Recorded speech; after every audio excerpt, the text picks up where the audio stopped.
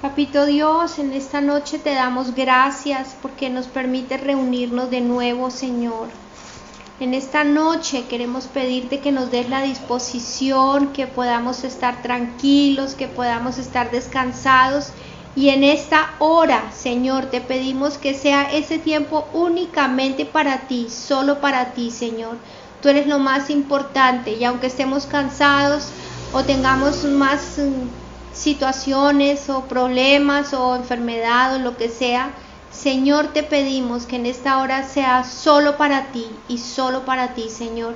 Abre nuestro entendimiento, nuestro espíritu, todo nuestro ser y ayúdanos a entender que esto que aprendemos acá es vida, Señor. Es fundamental para nuestra vida espiritual cada día. Bendice a quienes se van conectando, a los que no lo han vuelto a hacer, a todos aquellos a los que les hemos compartido, Señor, y ayúdanos a mantenernos firmes y fieles a ti hasta que vengas por nosotros. Gracias te damos en el nombre de nuestro Señor Jesucristo. Amén. Amén. Una congregación no es una institución humana, sino es nacida en el corazón de Dios. Por esa razón, el pastor no es un funcionario. Tiene que ser un ministro de Dios, alguien que esté en contacto con el corazón de Dios para poder hacer lo que Dios quiere. Esto lo explico porque apenas estaba empezando hace 5 minutos escogiendo la parte de Proverbios que íbamos a ver, pero el Señor puso en mi corazón que teníamos que mirar a raíz del tema de ayer y a raíz de unas noticias, mirar cómo estamos nosotros en la disposición hacia Dios. ¿Qué dice la palabra con respecto a eso? Estaba mirando la noticia de que en Estados Unidos hicieron una encuesta recientemente, una empresa que es muy conocida allá, que se llama Gallup, y determinó que en este momento solamente el 43% de estadounidenses dicen pertenecer a alguna iglesia.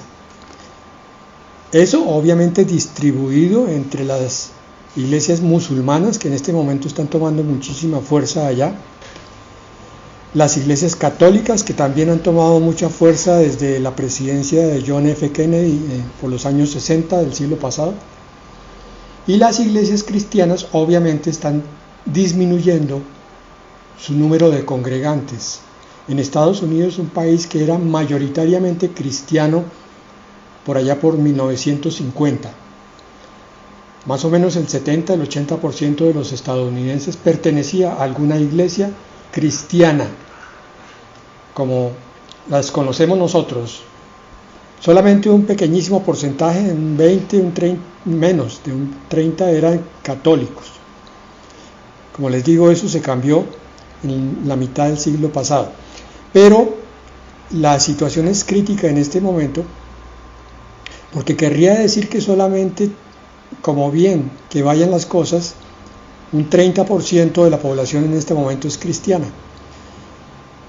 El título de la noticia era que al menos 3 iglesias cristianas están cerrando puertas por causa de las restricciones que el gobierno ha puesto con la disculpa de la pandemia. Oíamos también el testimonio esta mañana de un pastor reconocido aquí en Bucaramanga, en Colombia, que ha enfrentado muchas situaciones porque pues abrió su iglesia otra vez hace 2 cultos presencial, y en el último recibió visita de funcionarios de la alcaldía porque la alcaldía había recibido quejas de alguien, vecinos me imagino yo, simplemente anticristianos, que se estaban quejando precisamente de que supuestamente en la iglesia cristiana el pastor no estaban guardando las medidas anti-COVID. Entonces, ¿qué estamos enfrentando, hermanos? Una situación muy, pero muy crítica que va empeorando día por día. A nivel mundial y a nivel material, las iglesias están teniendo dificultades burocráticas con los gobiernos, y con las vecindades. Pero a nivel espiritual hay una situación no tan bien reconocida, que es la de que los creyentes estamos sufriendo una opresión que nos está llevando a un estado en el cual tenemos que ser conscientes de que necesitamos perseverar, mantenernos a pesar de todas las cosas. Pero ocurre que para yo perseverar en algo, mantenerme en ese algo, necesito también estar convencido de ese algo. Necesito estar alimentado de alguna manera por ese algo. Estoy diciendo que si no nos alimentamos como debemos de la palabra y de la comunión con Dios, en cualquier momento abandonamos entonces esto porque simplemente nos estamos sintiendo desanimados, desmotivados, derrotados, porque ese es el trabajo que está haciendo Satanás sobre los corazones cristianos para poder entronar o entronizar, como quiera, al anticristo que ya debe estar en la escena mundial. Si ustedes han seguido algo de las noticias a nivel de los judíos, saben que ellos ya están hablando de que el anticristo se está manifestando, que incluso algunos rabinos judíos ya han hablado con el anticristo, supuestamente, que es para ellos el Mesías que les ha de venir, porque ustedes saben que ellos negaron al Señor Jesucristo como Mesías, entonces están esperando a un hombre común y corriente, aunque dizque ungido por Dios, que es el que ellos van a recibir como Mesías, que es el anticristo. Eso es lo que se dice en la Biblia. Bueno, por esa razón entonces hoy vamos a, por lo menos en el primer tiempo, si es que nos alcanza, a analizar dos pasajes que el Señor puso en mi corazón para mirar ahora, que son Hebreos capítulo 3, desde el versículo 7, por favor. En Reina Valera el subtítulo es El reposo del pueblo de Dios. En la palabra de Dios para todos que voy a leer es permanezcan firmes. De paso les cuento que anoche recibimos dos confirmaciones aquí sobre el tema que hablamos ayer, sobre lo que es buscar el alimento de la palabra de Dios. Dos pastores estuvieron hablando sobre eso mismo, lo mismo que el Señor puso en el corazón anoche para hablarles a ustedes. Estábamos diciendo que el Señor de todas formas está advirtiendo a su pueblo para que se sacudan, para que no se dejen arrastrar por la marea de desánimo, de enfriamiento, de frialdad, de indiferencia.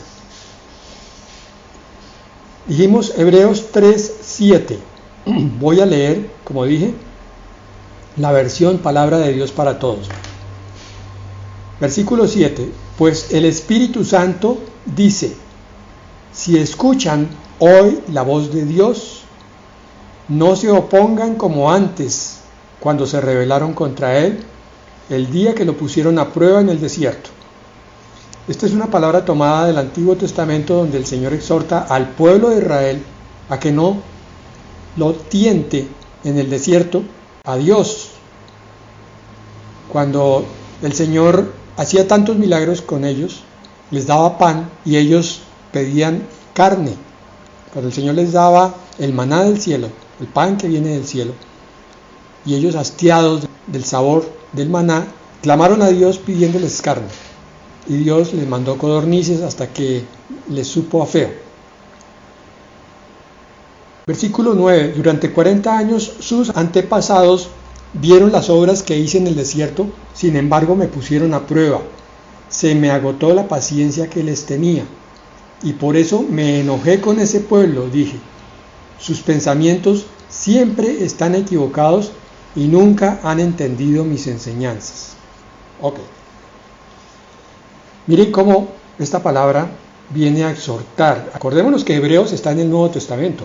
Aquí no estamos hablándole a los israelitas. El pueblo de Dios ahora es la iglesia. Y la iglesia, de alguna manera espiritual, pasa por los mismos caminos por los que pasó Israel en su éxodo antes de llegar a la tierra prometida. La Biblia nos recuerda que lo que vivieron los israelitas es para exhortarnos a nosotros con respecto a la obediencia, para que no caigamos en los mismos errores que cayeron ellos.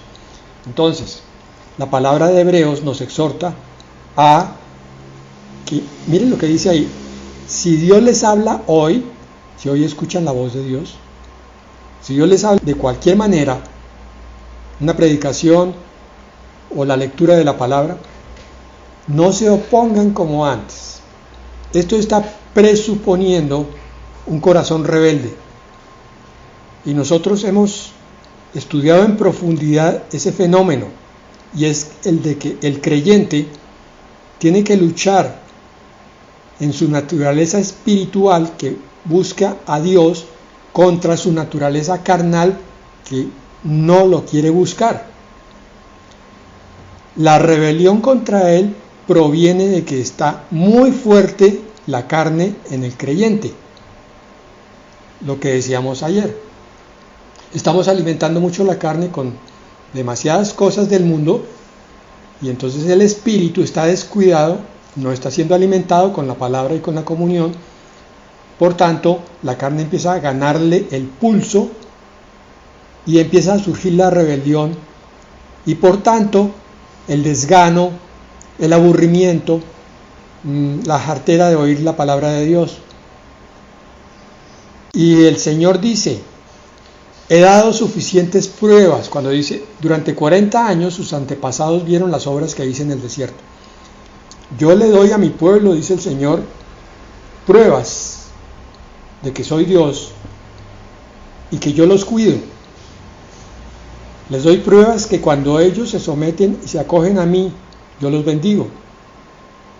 Y que cuando se apartan, entonces viene una disciplina muy especial por parte del enemigo. Ayer veíamos cómo no debemos abrir puertas espirituales. Abrir puertas espirituales es meternos en las cosas de la carne, de los sentidos, del mundo. Y entonces esas puertas abiertas dejan entrar espíritus inmundos que vienen a azotar a los creyentes. El versículo 10 también es muy claro, dice: por eso me enojé con ese pueblo. Claro, Señor da todas las herramientas para que el pueblo tenga una vida espiritual plena, pero el pueblo, en vez de creerle a Dios, sigue buscando las cosas que son del mundo, y eso enoja al Señor, porque eso es rebelión y es desobediencia. Puede que a nosotros solamente nos parezca que es que nos estamos enfriando un poco, porque pues como perdimos la costumbre de congregarnos presencialmente, como ya no vemos al pastor allá detrás de un púlpito, como la cosa no se hace oficial como un culto, entonces ya esas reuniones virtuales son un poco aburridas. No se puede pensar así, mis hermanos. Por eso dice el Señor: me enojé con ese pueblo. Dije, sus pensamientos siempre están equivocados. ¿Por qué siempre? Porque esos pensamientos vienen de la carne. Porque los pensamientos que son espirituales deben venir respaldados por la palabra de Dios. Lo hemos dicho en 1000 veces. La única forma de pensar correctamente es pensar bíblicamente. Cuando yo pienso con lo que a mí me parece, con lo que yo siento, con lo que, yo creo del mundo, como opinión, me voy a equivocar. Sus pensamientos siempre están equivocados y nunca han entendido mis enseñanzas. Cuando la carne es la que recibe la palabra, no la entiende. La palabra tiene que ser recibida en el Espíritu, es decir, en un estado de unión con el Espíritu Santo de Dios, o con Cristo, o con Dios el Padre. Yo tengo que estar en obediencia a Él, tengo que estarlo buscando para entender lo que Él me quiere decir. Creo que ustedes ya se han dado cuenta, mis hermanos, que cuando uno se aparta un poquito de Dios y empieza a enfriarse, la palabra empieza a resbalarle, empieza a ser indiferente. Uno deja de entender qué es lo que Dios quiere decirle.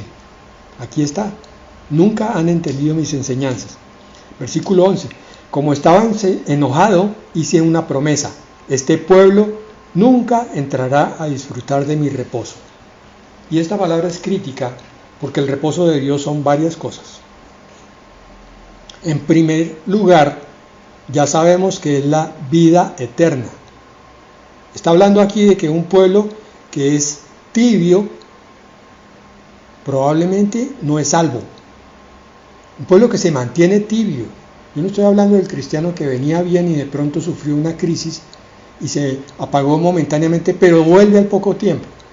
Estoy hablando del creyente que lleva 2, 3, 5 años en la iglesia y no se ha sacudido de su tibieza. Ese probablemente tenga que hacer un nuevo compromiso con el Señor Jesucristo y entregarle nuevamente su vida, porque entregarle su vida porque probablemente nunca se la ha entregado, nunca ha sido salvo, ha sido simpatizante de Cristo, pero no cristiano.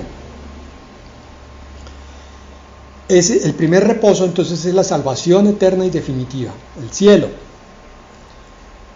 El segundo reposo se refiere también al arrebatamiento indirectamente, porque es sacar al pueblo de Dios de una cárcel que viene sobre el mundo, un infierno de 7 años, que es la tribulación. Este pueblo nunca entrará a disfrutar de mis bodas allá en el cielo, lo que está diciendo el Señor, de mi encuentro con la iglesia, con la esposa. Y también se refiere al reposo de la vida cristiana aquí en el mundo, que es lo que se llama gozo cristiano y contentamiento. El cristiano maduro, el cristiano que está metido con Dios en todo, que está conectado con Él, es un cristiano que tiene una paz, un entendimiento de las dificultades, lo que se llama contentamiento, y un disfrute a pesar de las dificultades, que es lo que se llama gozo. Entonces son 3 reposos. Cuando el pueblo de Dios es rebelde, no va a poder vivir en ninguno de los 3 reposos. Versículo 12. Tengan cuidado, hermanos, de que en ninguno de ustedes se esconda la maldad, ni la falta de fe, como para darle la espalda al Dios viviente. Lo dice la palabra, no lo digo yo.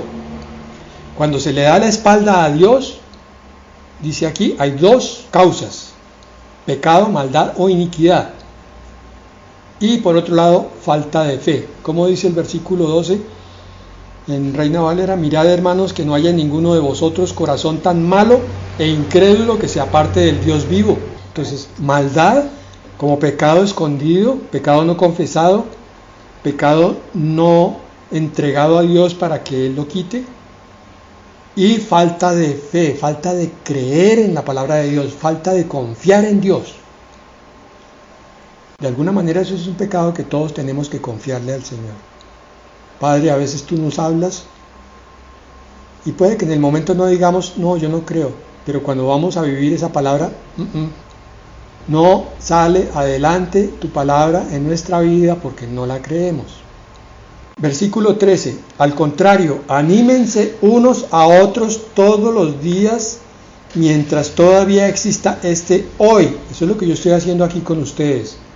Les cuento que estas noticias me tienen el corazón un poquito encogido. Cuando estaba empezando dije, Señor, me siento débil para trabajar para ti. Pero Señor, tú me has enseñado que no es lo que yo sienta, sino lo que yo crea. Entonces voy a creer, Padre, que así sea con uno. Yo tengo que continuar como ministro tuyo, junto con mi esposa. Amén. Para irnos, así sea con uno, cuando tú vengas. Anímense todos los días mientras todavía existe ese hoy. Esa inminencia de reposo todavía está aquí. Ayúdense para evitar el pecado que engaña a algunos de ustedes y lo vuelva tan terco que le impida cambiar. Aquí está hablando de que la falta de cambio es pecado. Es la consecuencia de un pecado de autoengaño. Para evitar que el pecado engañe a algunos de ustedes y lo vuelva tan terco que le impida cambiar. Versículo 14. Tenemos el privilegio de compartir todo lo que Cristo tiene, pero si es que seguimos firmes hasta el final con la misma confianza que teníamos al principio. ¿Qué dijo allí? el Señor Dios nos da una bendición que es la de volvernos coherederos con Cristo Jesús. Todo lo que el Señor le va a dar a Cristo nos lo va a dar a nosotros, a través de Él. Pero si nos mantenemos firmes hasta el final, con la misma confianza que teníamos al principio. La exhortación es esa. Hermano, no sé cómo tienes que sacudirte, cómo tienes que buscar dentro de ti mismo la poca fe que puedas tener en este momento para pedirle al Señor con confianza que te aumente la fe, para que seas persistente en el tiempo que quede. Imagínense que estemos tan débiles que estemos pensando apartarnos de la vida cristiana. Imagínense eso. ¿Cuántos años todavía pueden faltar para iniciar la tribulación? Puede que ni siquiera un año, pero puede que sean 2, 3 o 5. ¿Podremos resistir sin estar con Dios esos 3 o 5 años de principio de dolores? Y la pregunta va más allá. Entonces, ¿creen ustedes que podremos resistir si ahora claudicamos, si ahora nos vamos, si le damos la espalda a Dios? ¿Creen que podemos resistir valientemente durante la tribulación para confesar al Señor e ir a la vida eterna? Yo creo que no. Yo creo que estamos más a tiro de, si claudicamos aquí ahora, claudicar allá. Y por consiguiente, terminar nuestra vida eterna en el infierno. La vida cristiana no es una reunión de congregación. La vida cristiana es una transformación para buscar el cumplimiento de la vida eterna que el Señor nos da, de forma tal que vivamos para siempre con Él y no para siempre sin Él. Versículo 15. Les repito, si escuchan hoy la voz de Dios, no se opongan como antes cuando se rebelaron contra Él. 16. ¿Y quiénes fueron los que escucharon la voz de Dios y aún así se rebelaron contra Él? Los que Moisés sacó de Egipto. Esta es una figura espiritual. Moisés como representante de la figura de Cristo, sacando a los pecadores de Egipto, del mundo. Rebeldes. Pero imagínense, entonces los saca para vida eterna y ellos siguen rebelados queriendo devolverse a Egipto. Versículo 17. ¿Con quién estuvo enojado Dios durante 40 años? Con esos mismos pecadores que murieron y cuyos cuerpos quedaron tendidos en el desierto. No entraron a la tierra prometida. ¿A quiénes les estaba hablando Dios cuando dijo que nunca entrarían a disfrutar de su reposo? A los que se rebelaron. Entonces vemos que por su falta de fe ellos no pudieron entrar a disfrutar del reposo de Dios. Muy clara esta palabra. Nuestra fe cristiana, insisto, no depende de si nos congregamos o no nos congregamos, depende de si estamos unidos a Dios o no. La congregación es para sentirnos motivados a buscar a Dios, tanto en la congregación como por fuera de ella. Capítulo 4, versículo 1. Así que debemos tener mucho cuidado. ¿Oyeron bien? Debemos tener mucho cuidado porque, aunque todavía está vigente la promesa que Dios le dio a este pueblo de entrar a disfrutar del reposo de Dios, puede ser que alguno de ustedes no entren allí. Muy claro. Porque nosotros, al igual que Dios, también recibimos la buena noticia, pero a ellos no les sirvió de nada porque no se unieron por la fe con aquellos que hicieron caso. Obediencia. Solo nosotros, los creyentes, entramos a ese reposo. Repito, solo nosotros, los creyentes, los que tienen fe, los que confían. Como Dios dijo, estaba enojado e hice una promesa: este pueblo nunca entrará a disfrutar de mi reposo. Aunque en realidad Dios ya había preparado todo desde la creación del mundo, pues en alguna parte de la Escritura dice esto sobre el séptimo día. Dios reposó de todo su trabajo en el séptimo día. Y en el texto que ya mencioné dice, este pueblo nunca entrará a disfrutar de mi reposo. Es verdad que todavía falta que algunos entren a disfrutar del reposo de Dios. Ya les dije cuál era el reposo de Dios. Pero los primeros que escucharon la buena noticia no entraron porque no obedecieron. Entonces Dios planeó otro día aparte, un nuevo hoy, y habló de ese día mucho tiempo después por medio de David en el texto ya mencionado. Si escuchan hoy es el día, la voz de Dios, no se opongan como antes. Versículo 11. Hagamos todo lo posible por entrar a disfrutar del reposo de Dios, pues el que desobedezca a Dios como lo hizo el pueblo de Israel, no entrará. Y versículo 12. La palabra de Dios vive, es poderosa y es más cortante que cualquier espada de dos filos. Penetra tan profundo que divide el alma y el espíritu, las coyunturas y los huesos, y juzga los pensamientos y sentimientos de nuestro corazón. No hay nada creado en el mundo que se pueda esconder de Dios. Todo está desnudo y expuesto a su vista. Es a Él a quien tendremos que rendirle cuentas de nuestra vida. Bien. Ahora, vamos a mirar, mejor repasar Apocalipsis 3:7, que es la iglesia de Filadelfia. La iglesia fiel, la iglesia del amor fraternal. Escribe esto al ángel de la iglesia de Filadelfia. Esto es lo que dice el que es santo y verdadero, el que tiene la llave del reino de David. Cuando él abre, nadie puede volver a cerrar, y cuando cierra, nadie puede volver a abrir. Quedémonos ahí. Estamos frente al Dios omnipotente, cuyo Hijo es de su misma esencia y poder. Aquí está hablando el Hijo de Dios. Dice, cuando Él abre una puerta, nadie la puede cerrar. Si Él nos abre un camino, tenemos que estar seguros que ningún demonio, ningún diablo, ningún vecino se puede oponer a lo que Dios nos ha abierto como bendición. Pero cuando Él cierra, nada puede volverse a abrir. Entonces, una vez que Él cierre la puerta y nos deje por fuera, no hay nada que hacer. Pero esta palabra es aplicable también a nuestras dificultades diarias.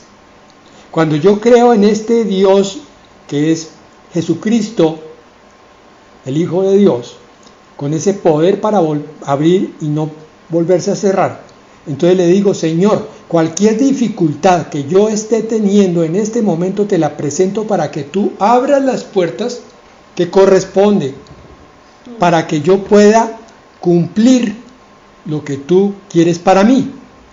Entonces, cuando la iglesia estaba funcionando en pleno y había cultos presenciales, simplemente había que decirle, Señor, ayúdame a llegar al culto. Ahora que lo tenemos en la propia casa sin necesidad de caminar, de exponernos a la lluvia o al sol o a ninguna dificultad de transporte, lo que tenemos que decirle, Señor, pon en mí el espíritu adecuado para oír tu palabra y obedecerla. Pon en mí, Señor, la capacidad de cumplir tu palabra, porque yo necesito de ti para cualquier cosa. Tú eres el que abre y nadie puede cerrar. Versículo 8. Yo sé todo lo que haces. Escucha bien. He puesto ante ti una puerta abierta que nadie puede cerrar. Sé que aunque no tienes mucho poder, has seguido mis enseñanzas y no has renunciado a tu fe en mí. A esta iglesia el Señor la elogia. De las 7 iglesias, 5 reciben reprensión y 2 solamente reciben elogio. Esta es la última de las que recibe elogio y la penúltima, porque la que corresponde a la verdadera última, esa recibe una tremenda reprensión, que es la iglesia tibia y la iglesia que cree que todo está bien, que es la de la Odisea. la iglesia de Filadelfia se desempeña al mismo tiempo que la iglesia de Laodicea en los tiempos del fin, es decir, simultáneamente, en todas partes hay una iglesia de Laodicea por allá y una iglesia de Filadelfia por acá, pero más exactamente hay una iglesia de Laodicea por acá con una porción de Filadelfia dentro de ella, de fieles, y de pronto allí hay una iglesia de Filadelfia, en su mayoría fiel, pero unos pocos rezagados que corresponden a Laodicea, a los tibios, a los que van a ser vomitados. Si mi actitud es de tibio, yo voy a contagiar a muchos a mi alrededor para volverlos tibios. Si ven que yo no estoy poniendo interés a las cosas de Dios, otros recién llegados van a seguir el mismo ejemplo. Pero si yo busco, entonces, al contrario, orar continuamente para que Dios abra las puertas que corresponde y darme la actitud correcta ante Él, la actitud de reverencia, la actitud de santidad, entonces el Señor lo va a hacer y eso va a contagiar a otros. El diablo entra y duerme a uno, y ya sabe que con que uno se duerma puede dormir a un segundo y a un tercero y a un cuarto, y después sigue de ahí en adelante y duerme a toda la iglesia. Y era Filadelfia, pero la convirtió en Laodicea, o peor aún, en Sardis o en otra de las anteriores también. Versículo 10, saltamos allí. Tú obedeciste mi mandato de resistir pacientemente. Miren, ahí está. Persistir. Por eso te protegeré del tiempo de sufrimiento que vendrá sobre todo el mundo para poner a prueba a los habitantes de la tierra. Muy claro en esta versión. A la iglesia de Filadelfia, la iglesia fiel, el Señor la va a arrebatar, la va a sacar del tiempo de prueba que viene sobre la tierra. A la iglesia fiel, a la iglesia que no tiene mucha fuerza, pero que persiste, que se mantiene, que oye su palabra. Versículo 11, vendré pronto, sigue fiel como hasta ahora y nadie te quitará tu premio. Sigue fiel. Tener fe, recuerdo, son tres cosas. Es creer, es confiar y es tener fidelidad. Creer en la palabra, entonces tengo fe. Mantenerme, ser fiel, entonces tengo fe. Y confiar en Dios, lo que Él dice, lo hace, entonces tengo fe. En algunas partes se ha enseñado que el tener fe es declarar positivo y esperar eso que se declaró. Señor, yo declaro sanidad sobre mi cuerpo, sé que me vas a sanar. Y entonces, hermano, ahora le toca empezar a pensar que va a ser sanado. Eso no es fe. Eso son declaraciones metafísicas positivas, pero eso no es lo que enseña la Biblia. Versículo 12, el que salga victorioso será una columna en el templo de mi Dios y permanecerá siempre allí. Por eso él dice a continuación, en él, en el que salga victorioso, escribiré el nombre de mi Dios. Ahora ya pertenecemos a él, ya tenemos una marca, pero aquí está hablando del nombre de Dios. Y de su ciudad, la Nueva Jerusalén, el nombre de la Nueva Jerusalén, es decir, no solamente será arrebatado, sino que llegará hasta el tiempo en el cual la Nueva Jerusalén baja del cielo, que será la morada eterna que el Señor nos está preparando, que bajará del cielo de donde está mi Dios. También escribiré sobre él mi nombre nuevo. Oigan bien lo que el Espíritu dice a las iglesias. Esto fue lo que el Señor puso en mi corazón para hoy, porque me hizo mirar y comprender que en la atmósfera de este tiempo, en el espacio en el que nos movemos nosotros, en el aire, se están moviendo fuerzas oscuras que pretenden aplastar a la iglesia del Señor Jesucristo donde quiera que se halle. Si tú estás sufriendo adormecimiento, es porque seguramente el Señor te está dando palabra bíblica, palabra de su corazón, Y al diablo no le conviene que tú oigas, mucho menos que aprendas y muchísimo menos que pongas en obra la palabra de Dios, porque sabe entonces que tiene en ti un formidable enemigo. Entonces se presenta con toda suavidad tratando de dormirte para que el poder huya de ti. Ahora, ¿qué es el poder de Dios? Tal vez eso me faltó aclarar ayer. El poder de Dios no es hacer milagros y decir, miren hermanos, yo mando que venga lluvia y cae un aguacero. No, hermano, poder de Dios es lograr todo esto que decimos, tener el contentamiento, el gozo, la paz, orar por sanidad y ver sanidad sin glorificarse uno, sino gloriando a Dios, tener poder para dar gracias a Dios por todas sus bendiciones de todos los días, que son muchísimas y que cuando estamos en la carne no vemos. Entonces poder estar alabando a Dios en medio de todo lo que estamos haciendo, es poder vivir en un trabajo en el cual tenemos muchísimas dificultades porque todos los compañeros que nos rodean son incrédulos, es poder para resistir la presión, la crítica, la burla en los sitios de trabajo o entre los familiares, es poder para hablar con convicción de el amor de Dios, de la gracia de Dios que cambia vidas. Ese es el poder que Dios nos da, porque cuando yo no tengo ese poder, no tengo confianza en lo que le voy a decir a otro de Jesucristo. Si se burlan de mí, yo salgo corriendo, me escondo y no vuelvo a hablar. No tengo poder cuando se enferma alguien en mi casa y estoy pensando entonces a quién llamo para que venga y ore por sanidad, porque yo no me siento capaz. No tengo poder cuando debo hablar con Dios y no puedo ni siquiera charlar 2 minutos porque ya me quedo dormido. Hay que buscar formas, hermanos, si el diablo nos está durmiendo. Si está costando trabajo leer la Biblia, busquen alternativas. Por ejemplo, consígase una Biblia audible, óiganla entonces, el audio, eso lo consiguen en internet fácilmente, descárguenlo. Hay una Biblia que se llama YouVersion, que tiene planes devocionales diarios y también tiene Biblias audibles y Biblias para leer.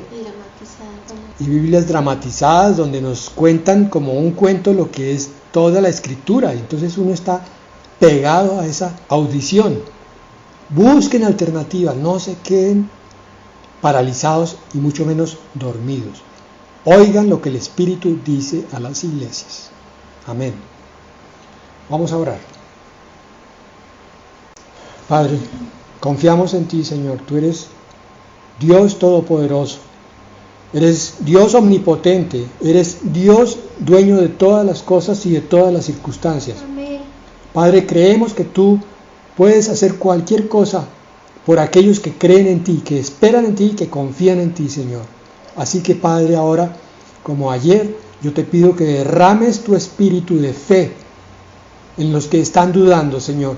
Derrames tu espíritu de comunión, Señor, en aquellos que están teniendo problemas para hablar contigo. Derrames tu espíritu, Señor, de comprensión de tu palabra, de entendimiento, de discernimiento.